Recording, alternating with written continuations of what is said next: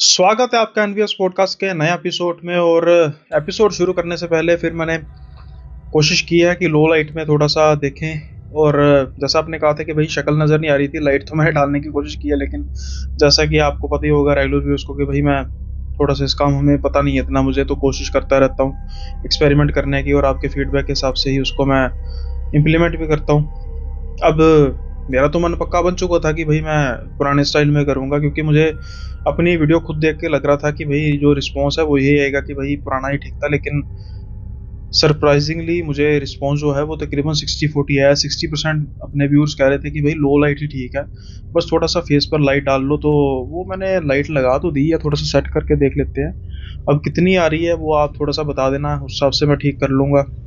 थोड़ा बहुत colour correction भी करनी होती है। दरअसल लाइट बिल्कुल आंखों पर पड़ रही है तो उसके लिए दिक्कत भी होती है। इसका कुछ हल तो निकाल लेंगे, लेकिन फ़िलहाल के लिए आप इसका मुझे बता देना कि कैसा है, तो उस हिसाब से फिर लो लाइटिंग में रखेंगे।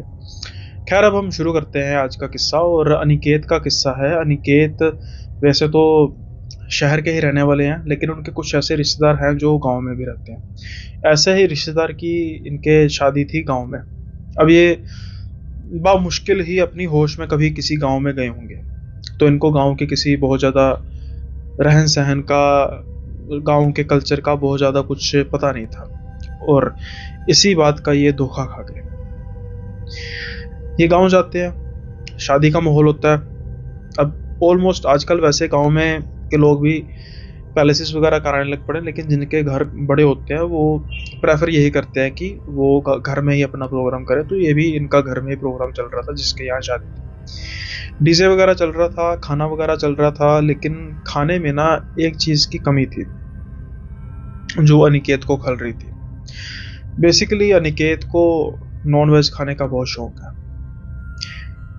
उन्होंने आज दिन में भी नॉन वेज इसलिए नहीं खाया था कि ये सोचा होगा कि भाई रात को खाना नॉन वेज का होगा, लेकिन जिनके यहाँ शादी थी वो तो प्योर वेजिटेरियन थे। अब इनको कह सकते हैं कि नॉन वेज खाने की बस कसक लगी हुई थी। कई बार होता है ना, दिमाग में आ जाती है बात कि भाई कोई चीज़ करनी है तो करनी है, बस वही है। लेकिन जो गांव का माहौल था ना, वो इस चीज़ की इजाज़त दे नहीं रहा था। अब ये शर्माते किसी को कह नहीं रहे थे, क्योंकि भाई अगर बात करेंगे मैंने नॉन वेज खाना है तो वो तो चलो इनके बनता नहीं है।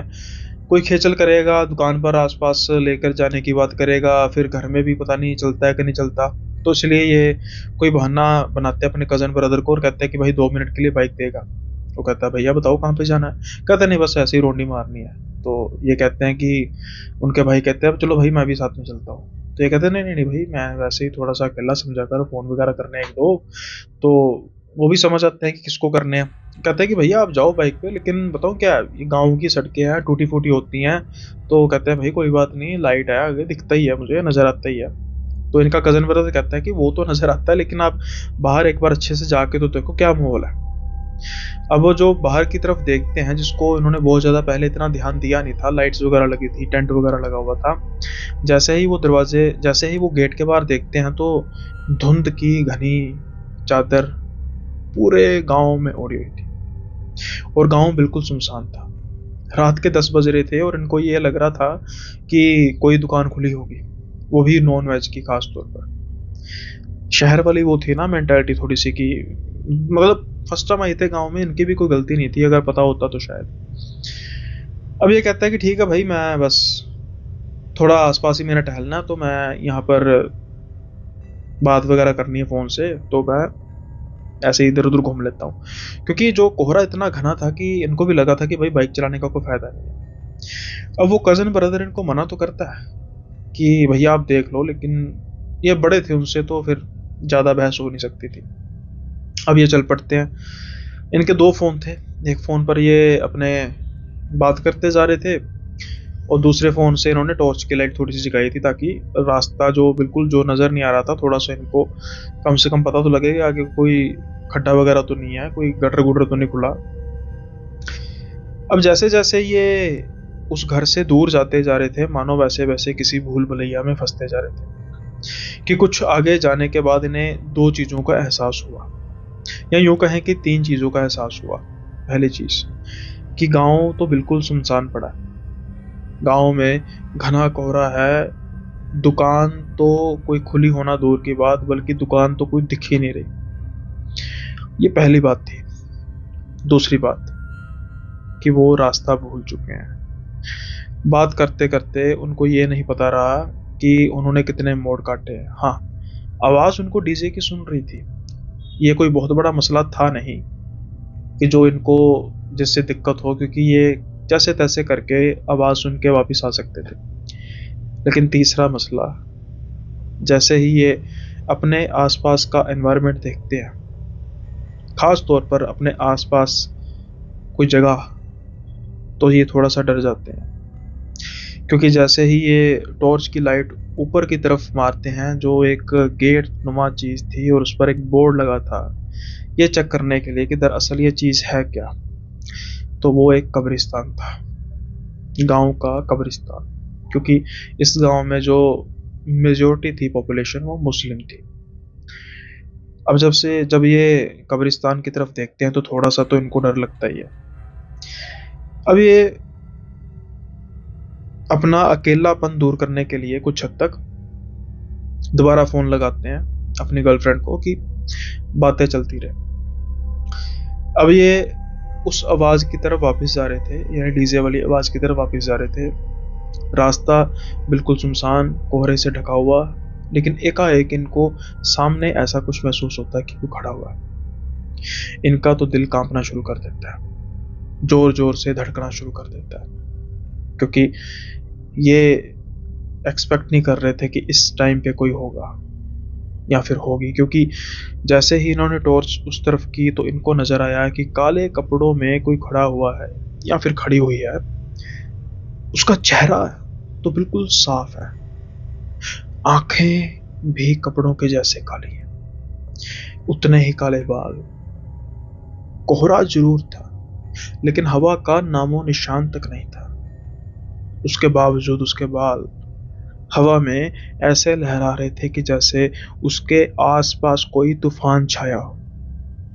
हालांकि इतनी डिटेलिंग में जाने की जरूरत थी नहीं, क्योंकि उसकी काली आंखें, या यूं कहे कि आंखों के जगह गड्ढे, इस बात का साफ तौर पर इशारा कर रहे थे कि अनिकेत एक बहुत बड़ी समस्या में फंस चुके हैं। वो जल्दी से फिर टॉर्च को नीचे करते हैं और उनको अचानक से लगता है कि भाई कहीं मेरी कोई गलती तो नहीं, हेलुसिनेशन तो नहीं, लेकिन वो फिर से ऊपर करते हैं तो वहां पर कोई नहीं था। थोड़ी सी उनको रिलैक्स होती है इस बात की कि शायद मुझे लगा कि शायद मेरा वहम है। अब ये 1-2 मिनट के लिए पॉज करते हैं। इनकी गर्लफ्रेंड पूछ रही थी कि क्या हुआ, लेकिन ये कहते कुछ नहीं, बस मुझे लगा कि शायद कोई जानवर वगैरह आ गया। अब ये चलना शुरू करते हैं तो इनके साथ साथ कोई चलने लग पड़ता है। ये इधर उधर देखते हैं बातें करते हुए, तो इनको नजर तो कोई आता नहीं है, लेकिन साफ तौर पर इनको ये महसूस हो रहा था कि कोई ना कोई तो है। बहुत ज्यादा भारी उसके चलने की आवाज थी, जैसे कोई जिसके कई बार होता है ना कि चलने की आवाज बहुत ज्यादा आ रही होती है वो धमक के साथ। अब अनिकेत थोड़ा सा तेज चलने लग पड़े थे। तेज चलते चलते अपनी गर्लफ्रेंड से बात करते करते अचानक उनके कान के पास आवाज आती है कि जो तुमने देखा वो वहम नहीं था, मैं सच में हूँ। बड़ी प्यारी सी आवाज थी। अब इनके लिए डबल मुसीबत, क्योंकि इनकी गर्लफ्रेंड पूछती है कि कौन है तुम्हारे साथ। वो आवाज साफ तौर पर उनको भी सुनाई दी थी। जैसे ही इनकी गर्लफ्रेंड ये कहती है तो ये कहते हैं कि तुम्हें भी क्या वो आवाज सुनी। तो इनकी गर्लफ्रेंड कहती है कि हाँ मुझे भी वो आवाज सुनी, लेकिन ये है कौन, किसके साथ हो तुम। क्या अब अनिकेत ये कहने की हालत में थे कि वो किसके साथ है, क्योंकि जो भी उनके साथ था या थी वो कोई इंसान नहीं थी, ये तो साफ है। क्योंकि जैसे ही ये पलट कर देखते हैं तो कोई खड़ा नहीं था या खड़ी नहीं थी, लेकिन आवाज साफ तौर पर इनको भी और इनकी गर्लफ्रेंड को भी सुनाई दी। अब बस इनके पास एक ही ऑप्शन बाकी बचा था, भागने का। ये बस सरपट दौड़ते हैं उस आवाज की ओर, उस डीजे की आवाज की ओर। इनकी गर्लफ्रेंड हेलो हेलो बोले जा रही थी, लेकिन अभी ये उसका जवाब देने के मूड में नहीं थे। और किस्मत इनकी अच्छी थी कि ये घर के पास पहुंच जाते हैं और हाँफने लग पड़ते हैं। और उससे भी अच्छी किस्मत है कि इनका जो कज़न ब्रदर था वो इनको देखता है, वो कहता है भैया क्या हो गया, इतनी भाग क्यों, कुत्ता कत्ता पीछे पड़ गया कोई? कहता है नहीं भाई कुत्ता नहीं पीछे पड़ा, कुछ और ही पड़ा पीछे। अब वो कहता है बताओ क्या हो गया? उसको साइड पर लेकर जाकर कहते हैं।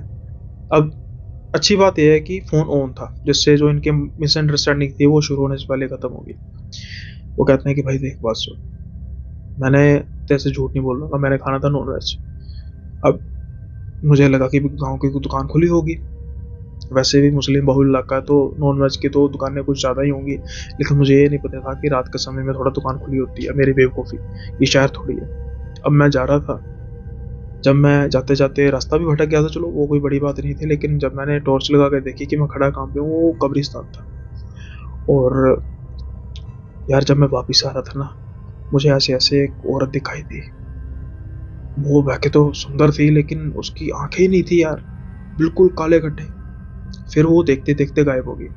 मुझे लगा कि वहम होगा, पर उसके बाद मैं फ़ोन पर बात कर रहा था और मेरे बिल्कुल पास आकर किसी की आवाज़ आई कि तुम्हारा वहम नहीं है।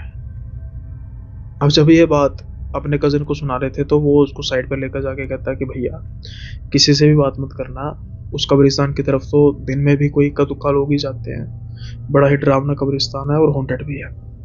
यहाँ पर आमतौर पर रात के समय में ऐसी चीज़ें नज़र आती हैं और इसीलिए तो वहाँ पर कोई जाता नहीं है, आप मुझे पहले बताते।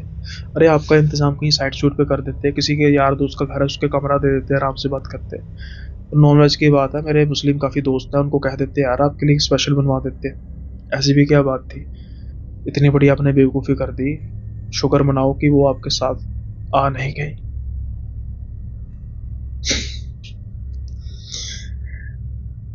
अब इन दोनों को एक आवाज़ सुनाई देती है कि मैं तुम्हारे साथ ही खड़ी हूँ।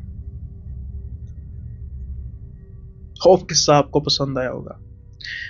उसके बाद कुछ हुआ नहीं वैसे भैया, अब आप ये मत सोचना कि कहानी पूरी नहीं करता, यहाँ तक ही किस्सा था। उसके बाद मुझे बताया नहीं गया कि क्या हुआ, बस ये आवाज़ ज़रूर आई थी।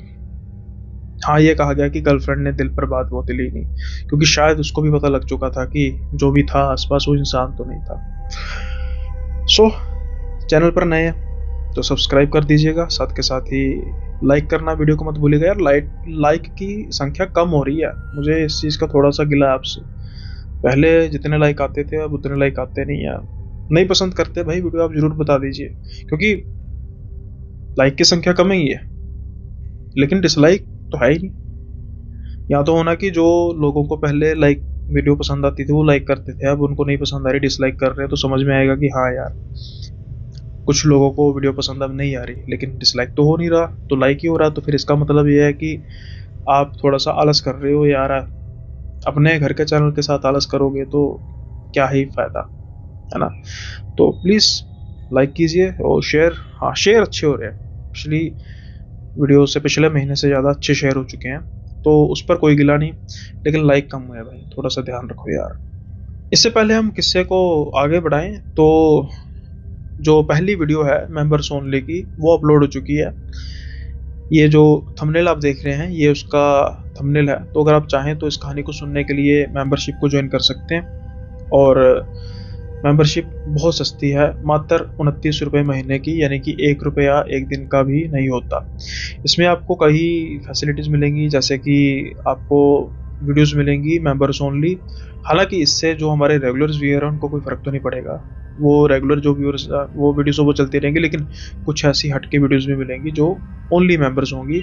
अब आप सोचेंगे कि भाई सुनील भाई बदल गए, भाई आपने तो पेड करना शुरू कर दिया, लेकिन ये पेड नहीं है। ये उन भाइयों के लिए, उन व्यूअर्स के लिए जो मुझे फाइनेंशियल अपनी मर्जी से कॉम्पनसेट कर रहे हैं कि हम भाई आपके चैनल को बढ़ता हुआ देखना चाहते हैं और उसके लिए पैसे की ज़रूरत होती है। फिर वो पैसा पे कर रहे हैं तो मेरा फ़र्ज़ भी बनता है कि उनको कुछ एक्स्ट्रा भी प्रोवाइड किया जाए, तो सिर्फ ये उसी कड़ी का एक हिस्सा है। तो फिर भी अगर आप ना भी चाहें तो कोई दिक्कत नहीं है, लेकिन अगर आप चाहें तो यूट्यूब तो आप मेरी मेंबरशिप को ज्वाइन कर सकते हैं, जो जैसा मैंने कहा कि मात्र 29 रुपये से शुरू होती है, जिसमें आपको एक वीडियो मिलेगी। साथ के साथ ही हम कोशिश करेंगे कि एक लाइव सेशन भी क्या करेंगे जिसमें सिर्फ मेंबर्स ओनली हुआ करेंगे, और एक क्लोज ग्रुप में आपको ज्वाइन करने का मौका मिलेगा जिसमें मेरी 1 to 1 भी इंटरेक्शन हुआ करेगी।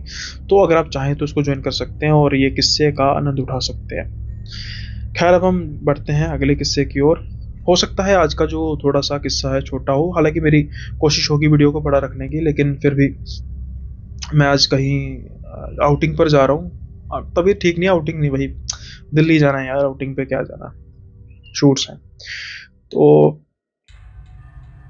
उसमें थोड़ी जल्दबाजी है, तो आज एडवांस में ही इसको मैं कर रहा हूँ साथ के साथ। और हाँ भाई, एक वैसे पिछली वीडियो में भी मैंने अनाउंसमेंट की थी, तो इस वीडियो में दोबारा से अनाउंसमेंट कर देता हूँ कि व्हाट्सएप जो है वो एक्टिव हो चुका है। जो आपको नंबर फ्लैश हो रहा है, ईमेल फ्लैश हो रही है, इंस्टा हो रही है, ये तो पुराने थे लेकिन नंबर नया है। आप कोई किस्सा भेजना चाहते हैं, अब इंस्टा का और ईमेल का कोई बैरियर नहीं है, आप सीधा मुझे व्हाट्सएप पर मैसेज भेज सकते हैं, और अगर ज़रूरी हुआ तो हम बात भी करेंगे व्हाट्सएप पर। ये व्हाट्सएप ओनली नंबर है। वहीं दूसरी ओर अगर आप चाहते हैं कि हमारी कम्युनिटी मैंने एक जो बनाई है उस पर आप इसको ज्वाइन करना चाहें, तो वो मैंने इस वीडियो के डिस्क्रिप्शन में उसका लिंक भी दिया है, तो आप चाहे तो वो कम्युनिटी को ज्वाइन भी कर सकते हैं। वहाँ पर अदर देन जो हॉरर तो कुछ बातें किया करेंगे, लेकिन कुछ और एक्टिविटीज़ भी हुआ करेंगी, वो आप भी सजेस्ट कर सकते हो, और एक थोड़ा सा जुड़ाव रहेगा हमारा, है ना। अदर देन यूट्यूब चैनल भी, कि भाई यूट्यूब चैनल पे मैं भी वेट करूँगा आपके कमेंट की, और आप भी वेट करेंगे मेरे वीडियो की। तो इस चीज़ को तोड़ते हुए हम कमेंट जो कम्युनिटी है वहाँ पर हम लगातार अपनी बातें करेंगे। जो चाहते हैं कम्युनिटी को ज्वाइन करना, तो वो व्हाट्सएप के इस डिस्क्रिप्शन में दिए गए लिंक को आप क्लिक कर सकते हैं और आप कम्युनिटी को ज्वाइन कर सकते हैं। और प्लीज़ मर्यादा, वो क्या था अपने वो भाई न्यूज़ चैनल में क्या कहते हैं, थोड़ी तो मर्यादा रखिए, बस थोड़ी नहीं, पूरी पूरी मर्यादा रखनी है भाई। कोई गाली गलौज हुआ, कुछ हुआ तो बड़े ही सख्ती से उन भाई को बाहर निकाल दिया जाएगा। तो प्लीज़ ओनली शालीन लोग ही इनवाइटेड है कम्युनिटी में। खैर, अब अगला किस्सा है, वो डरावना तो है लेकिन परीक्षित। अब इस बच्चे के बारे में क्या कहूँ, अब तो बच्चा नहीं है, अब तो वो बड़ा हो चुका है, लेकिन जब वो बच्चा था वो किस मेंटल ट्रॉमा से गुजरा होगा, उस चीज के बारे में सोचकर ही डर लगता है। कितना खौफनाक रहा होगा उसके बारे में, परीक्षित के बारे में। परीक्षित अपनी माँ और अपने पिता के साथ शहर में रह रहे थे। इनके जो माता है उनका भी ताल्लुक गांव से था, और इनके जो पिताजी हैं उनका भी ताल्लुक गांव से था। परीक्षित अभी होंगे कुछ 8 या 9 साल के आसपास, तो एक तब्दीली ये महसूस करते हैं। हालांकि तब गर्मियों की छुट्टियां भी चल रही थी, लेकिन एक तब्दीली ये फील करते हैं कि इनकी जो माँ है वो दिन ब दिन कुछ वीक होती जा रही हैं, और अस्पताल का चक्कर तो आए दिन लगता रहता है। बच्चा होने की वजह से ना इनको बहुत ज़्यादा समझ थी, और ना ही शायद कोई इनको बता रहा था, लेकिन फिर भी कई बार किसी बात का अंदेशा होता है। इनको लगता था कि शायद माँ बीमार है। अब ये कुछ दिनों के लिए इनको नानी जी के घर भेज दिया जाता है गांव में। गर्मियों के दिन थे, कुछ अनयूजुअल चीज़ नहीं थी, लेकिन इस बार ये पहली बार अपनी माँ के बिना आए थे। 2-4 दिन बीतते हैं तो इनके मामा जी एक दिन इनको सुबह सुबह उठाते हैं कि चल बेटा, हमने चलना है। उनके चेहरे पर हताशा थी, आंखों में हल्के हल्के आंसू थे। घर में और कोई भी नहीं था। ये पूछते हैं कि मामा जी कहाँ पे जा रहा है, तो ये कहते हैं बेटा कुछ नहीं, बस तेरी ना दादी जी के पास जाना। दादी जी का गांव कहीं और था, दूर था, 2-3 घंटे लगते हैं जाते हुए। अब जब ये जाते हैं अपने दादी जी के गांव पर, तो वहां पर ये इनको सीधा घर नहीं लेकर जाया जाता है, इनको सीधा शमशान घाट लेकर जाया जाता है, क्योंकि बीती रात इनकी माँ चल बसी थी। आसपास बहुत ज्यादा बुरा माहौल था, हर कोई रो रहा था, एक जवान मौत। इनको बच्चों को इनको गले लगाकर दिलासा दे रहा था कि बेटा तेरी माँ इस दुनिया में नहीं रही, लेकिन इनकी आंखों में एक भी आंसू नहीं था तो सिर्फ सदमा कि ये क्या हो गया, माँ अब नहीं रही। आंखों में एक भी आंसू नहीं था। इस बात की चिंता सबको थी, सारे इनको झंझोड़ रहे थे कि ये रो पड़े, क्योंकि जब इंसान इतना बड़ा सदमा सहने के बाद भी रोता नहीं है तो उसकी दिक्कत ज़्यादा बड़ी होती है। ऐसे लोग कई बार अचानक मर भी जाते हैं। शायद सबको लग रहा था कि रोएगा तो मन हल्का हो जाएगा। कुछ देर बाद एक एम्बुलेंस आती है, एक स्ट्रेचर को बाहर निकाला जाता जहां पर इनकी माँ की लाश थी। अब वहां पर इनके पिता भी बैठे हुए थे, जो टूट चुके थे पूरी तरीके से, और बस वो भी खामोशी थे अपने बेटे की तरह, परीक्षित की तरह ही। जैसे ही वो अपना बेटा देखते हैं, उसको अपनी बाहों में लेकर ऊंची ऊंची रोने लग पड़ते हैं। लेकिन परीक्षित वैसे के वैसे ही शांत, स्तब्ध। अब उनकी मौत कैंसर से हुई थी और पोस्टमार्टम किया गया था। पता नहीं कुछ कारण रहा होगा जिसकी वजह से पोस्टमार्टम करना हुआ। तो जब इनको चिता पर लेके जाने लगा तो सबने कहना शुरू किया कि बच्चों को एक बार इनकी माँ का दर्शन करने दो। लेकिन जो साथ में वार्ड बॉय वगैरह होते हैं या इनके पिताजी भी थे, वो कह रहे थे कि नहीं, वो नहीं करने दे सकते क्योंकि हालत खराब थी, यानी टांके वगैरह, चीरे वगैरह लगे हुए थे और वो शक्ल नहीं देखने वाली थी। बकौल उनके जैसे होता ना कि माथे पर भी, जो हमारे डॉक्टर लोग भाई देख रहे होंगे वो समझ रहे होंगे। लेकिन फिर भी बहुत जिद करने के कारण थोड़ा सा उनका जो चादर से फेस पीछे किया गया। अब जो परीक्षक था, जो तब से खामोश पड़ा हुआ था, उसकी एक चीख निकलती है, बहुत ऊंची चीख। फिर परीक्षित रोता है, खूब रोता है, खूब वो जद्दोजहद करता है अपने आप को अपने मामा से छुड़ाने की।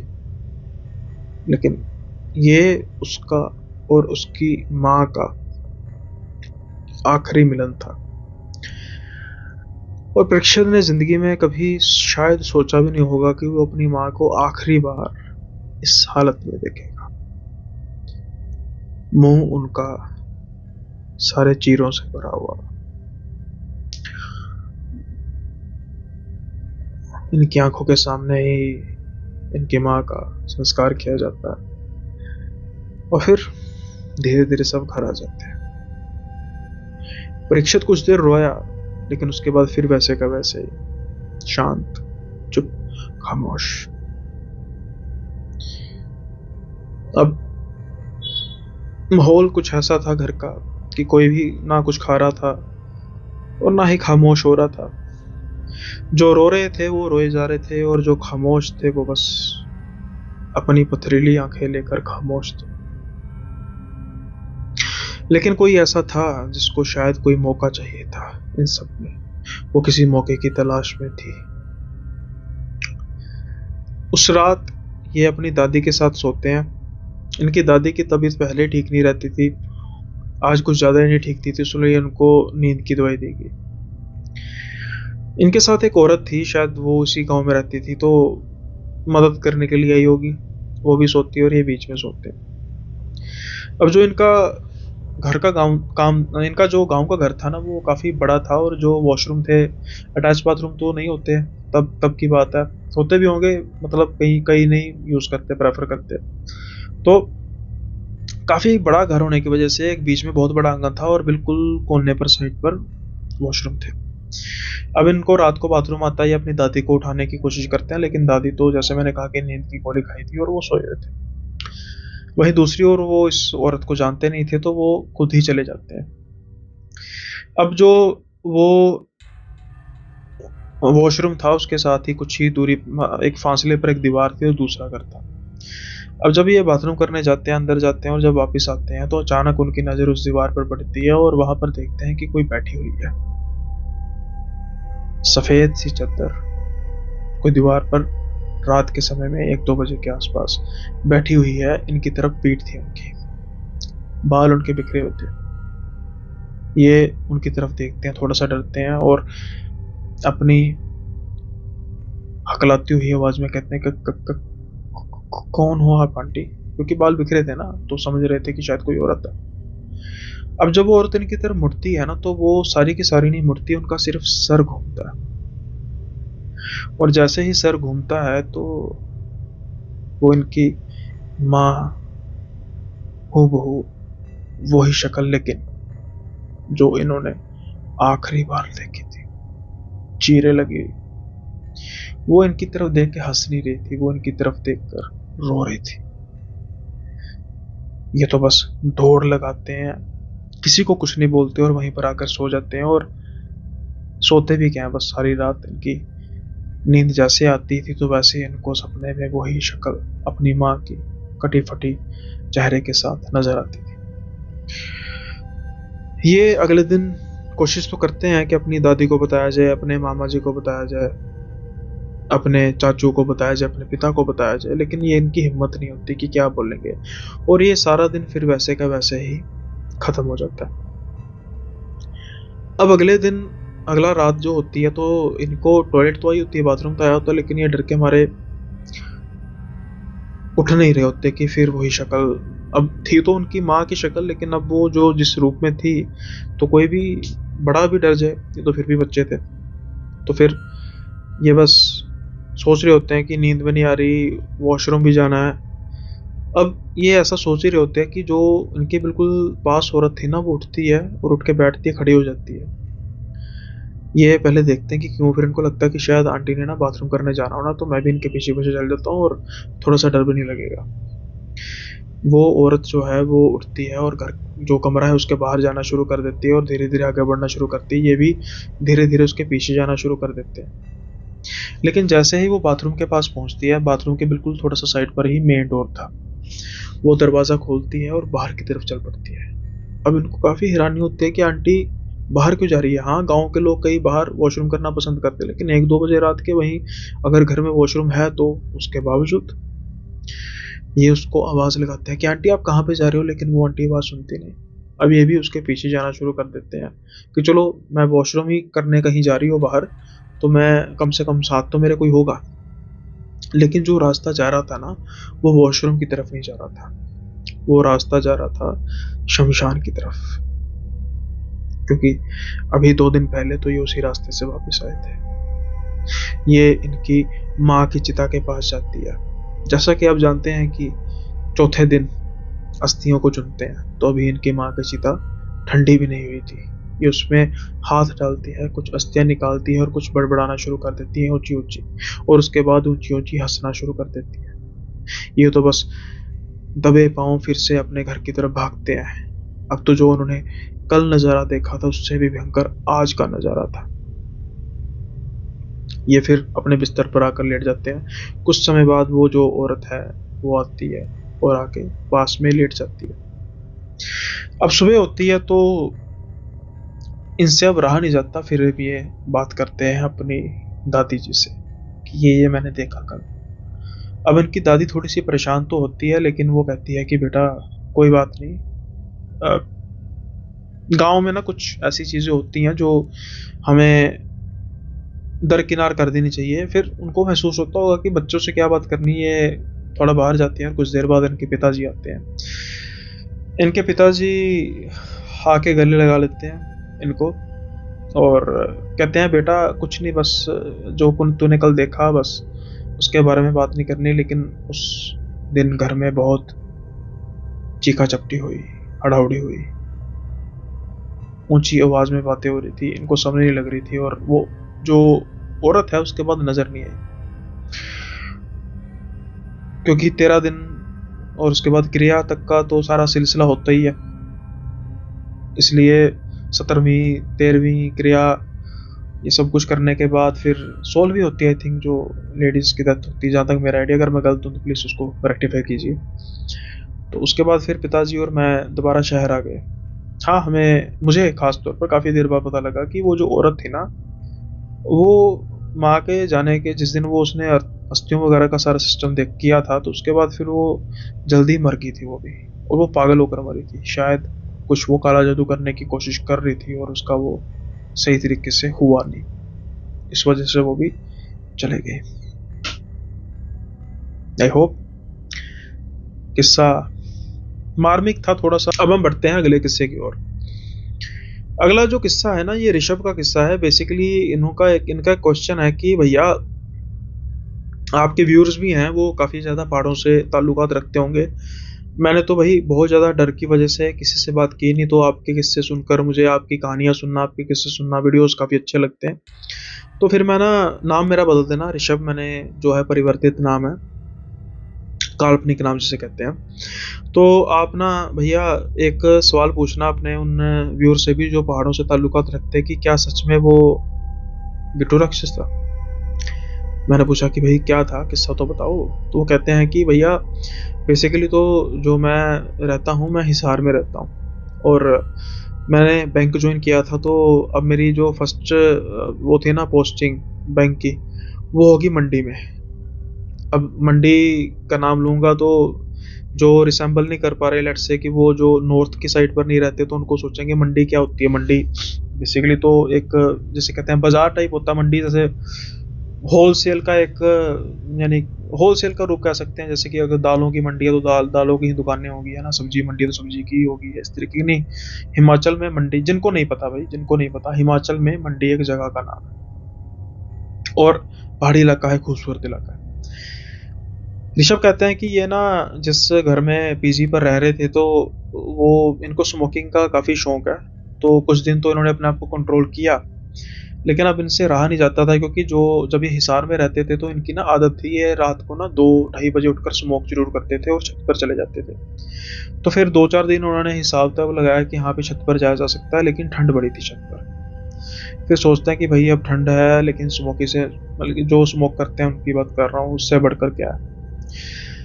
तो ये इनका पहला ही दिन होता है, तो ये रात के समय में स्मोक कर रहे होते हैं, छत पर खड़े हो रहे होते हैं, बिल्कुल सुनसान पहाड़ों पर। कुछ दूर दूर लाइट्स मनमोहक तो लग रही थी, कुछ डरावनी भी लग रही थी, क्योंकि वो इस तरीके से ब्लिंक कर रही थी जैसे कोई इनकी तरफ देखकर पलकें झपका रहा है। लेकिन ऐसा कुछ खास था भी नहीं, खास तो अब होने वाला था।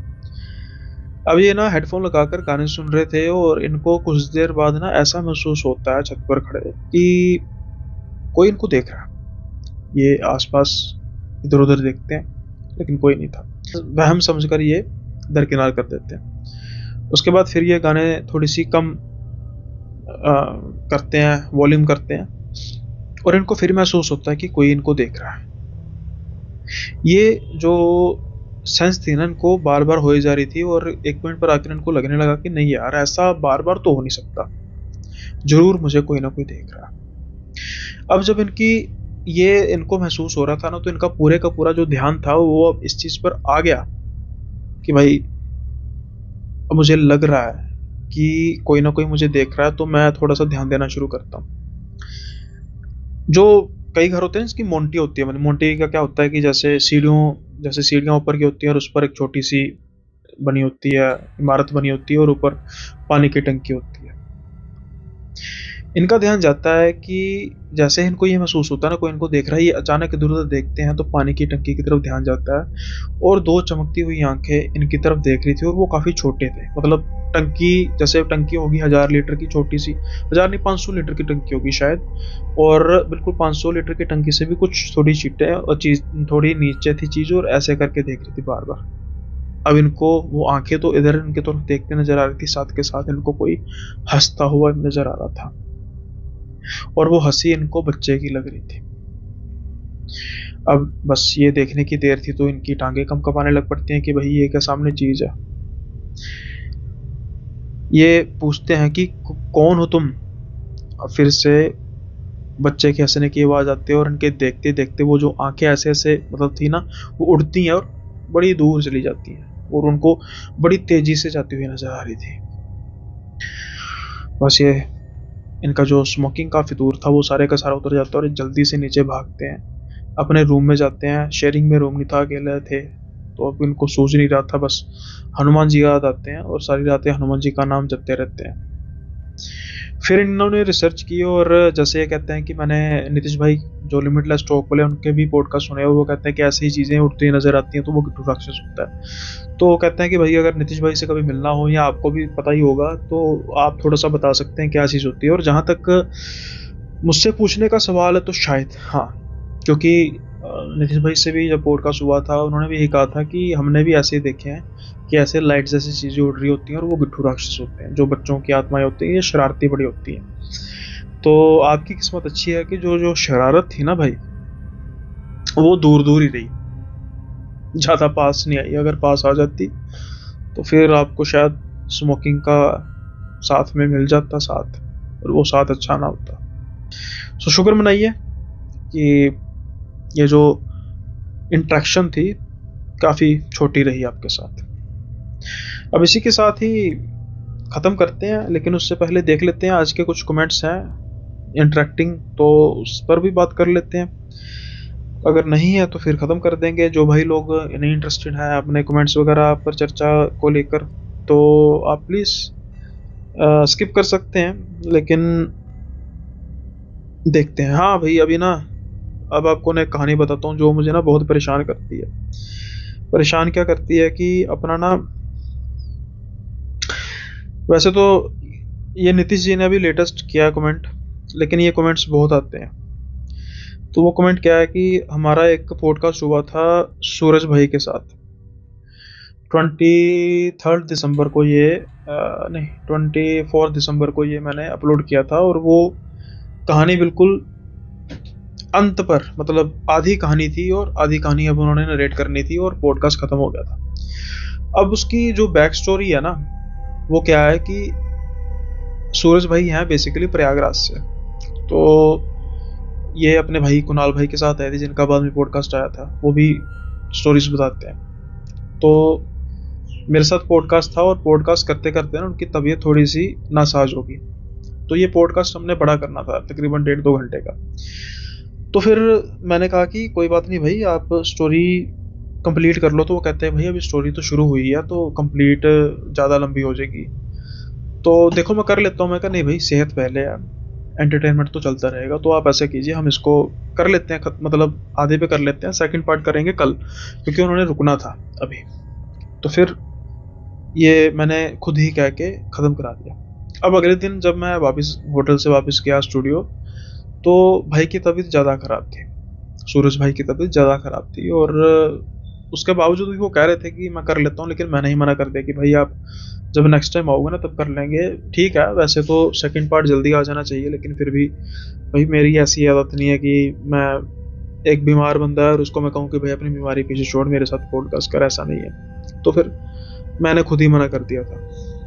अब क्या हुआ कि उसके बाद फिर महाकुंभ आ गया, जनवरी, फरवरी, मार्च में मेरी उनके साथ बात हुई थी, और मैंने कहा था कि भाई ऐसे ऐसे मैं कुछ इनिशिएटिव ले रहा हूँ मल्टीपल पॉडकास्ट का, तो आप साथ देंगे? तो वो कहते हैं भाई ज़रूर दूंगा, लेकिन अभी थोड़ी सी आने की तंगी है, बिजनेस का भी, उनका अपनी शॉप वगैरह भी है, तो थोड़ा सा देखना। मैं कोई बात नहीं, जब भी आपका दिल करेगा आप प्लीज़ आ जाना। तो अब बस उन्हीं का इंतज़ार है भाई, जब वो आएंगे तो उनके साथ ये सेकंड पार्ट किया जाएगा, लेकिन मैं प्रॉमिस नहीं कर सकता कि कब हो सकता है, उनके आने पर ही है। देखो कब आते हैं, जब आ जाएंगे तो सेकंड पार्ट कर देंगे। तो ये तो ये सब उन भाइयों को, भाई लोगों को, अपने व्यूअर्स को एक पैगाम है जिनको समस्या है। अब हम चलते हैं, जिनको सेकंड पार्ट की वेट है, अब हम चलते हैं। जैसा कि मैंने कहा था कि ये लाइटिंग को, अब एक दो भाइयों ने कहा कि भाई और कम कर दीजिए लाइटिंग। देखते हैं, कुछ और कर सकते हैं, इसको बंद करना पड़ेगा, पर ये बंद करेंगे तो फिर ज़्यादा अच्छी भी नहीं लगेगी। देखते हैं कैसे करते हैं, कुछ ना कुछ तो करेंगे। और इसके अलावा कुछ देखते हैं।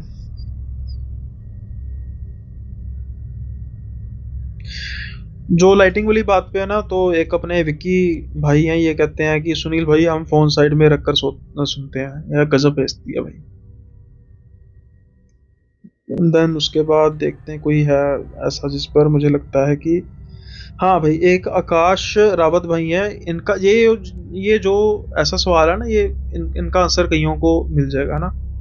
ये कहते हैं भाई जी बहुत एडवर्टीजमेंट्स आ रही हैं, मैं सोते हुए सुनता हूँ और बार बार ऐड आती हैं, क्या करूँ?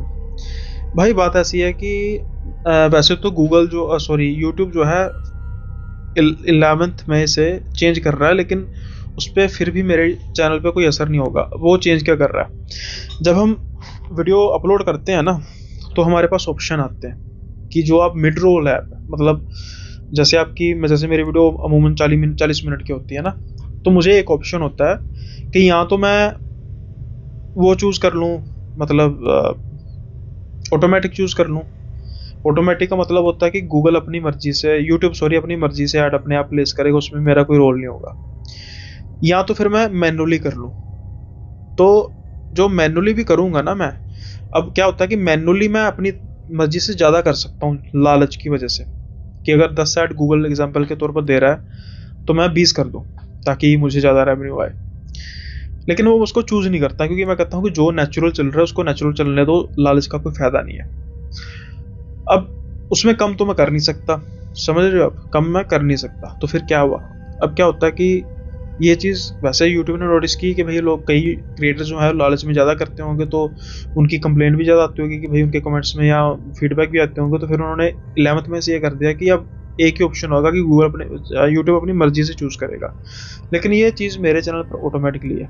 अब एड्स मेरे हाथ में नहीं है भाई, अब ये यूट्यूब की मर्जी है कि वो कितनी एड्स देगा, उस पर मैं कुछ नहीं कर सकता। I am so sorry. हाँ, एक चीज़ आप कर सकते हैं, आप चाहें तो यूट्यूब प्रीमियम ले सकते हैं, जिसमें ना सिर्फ मेरी वीडियो देखने पर आपको ऐड नहीं मिलेगी, कोई भी वीडियो देखेंगे। मैं खुद यूट्यूब प्रीमियम लेता हूँ कि मैं बहुत ज़्यादा यूट्यूब को कंज्यूम करता हूँ, तो मैं इतनी एड्स बर्दाश्त नहीं कर सकता। तो इससे अच्छा 149 पर मंथ का जो मैं पे करके यूट्यूब को, तो एड्स फ्री देखता हूँ। हालांकि भैया आपको ये रिकमेंड कर रहा हूँ, मेरा नुकसान है, मेरी मेंबरशिप भी ले सकते हो 29 रुपये की मात्र, लेकिन उससे आपका मसला हल नहीं होगा। तो मेन मुद्दा तो ये है कि आपका मसला हल हो, और आपका मसला अगर आप इसको हल करना चाहते हो तो आप यूट्यूब प्रीमियम से कर सकते हो, अगर आप चाहें तो। यही हल है भाई, इसके अलावा तो मुझे कोई नज़र नहीं आ रहा मेरी तरफ से। सो आज भाई इतना ही, जल्दी मिलेंगे अगले एपिसोड में नए किस्सों के साथ। तब तक के लिए बाय बाय, अपना ख्याल रखिएगा।